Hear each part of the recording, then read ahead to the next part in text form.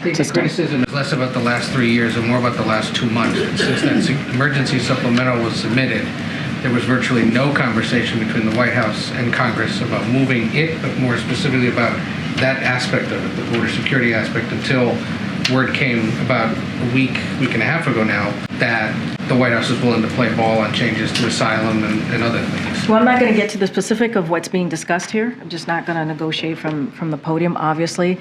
But I take offense, and I think the president does too, in saying that we haven't taken this seriously. When you put your first piece of legislation is on immigration to fix the broken system, that is taking it very seriously. They continue to get in the way, Republicans, to be more clear, on actually doing what the president is asking for. He's taken it seriously. Almost 3 years that we put forth this comprehensive piece of legislation on immigration. Again, on a system that has been broken for decades. Immigration law in Texas. The White House have any thoughts on that law? And there appears to be some litigation that's starting over the law as well. Look, this is an extreme law that will not and does not make the communities in Texas safer. It just doesn't.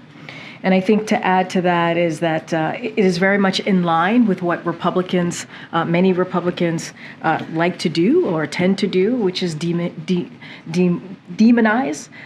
immigrants and also dehumanize immigrants. This is part of this. And so this is not who we are as a country. This is not who we should be as a country.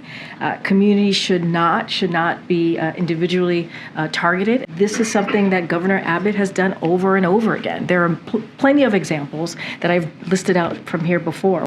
Installed razor wire near the border and placed bayous in the river, making it harder for. This is certainly extreme as we see it, and it is incredibly unfortunate, but this is what we see from particular Republicans trying to dehumanize a group of people who are coming here, or some of them trying to migrate here. And Karine, as this debate over money plays out in Washington, over the weekend in Chicago, a 5-year-old boy who was living in a migrant shelter.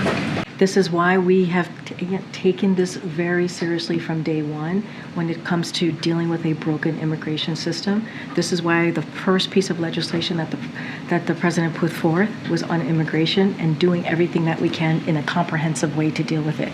Some of the local officials in Chicago have gone so far as to blame the Texas governor for busing migrants into Chicago and have said that policy has led to situations like this one with a young boy. Does the White House share that view? We believe that Governor Abbott's policies and his political stunts are not, and they dehumanize and demonize immigrants. That's what his political stunts do.